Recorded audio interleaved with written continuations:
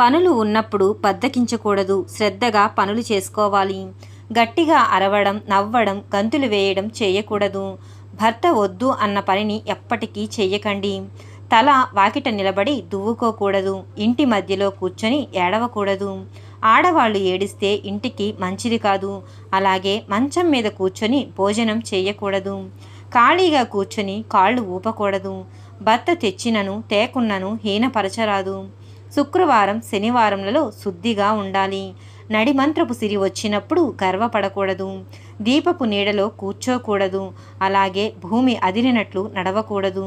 భర్త తప్పు చేసినప్పుడు తల్లి వలె క్షమించాలి.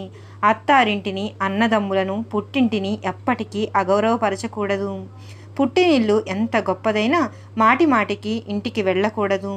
ధనికులను చూసి ఈర్ష్యపడకూడదు.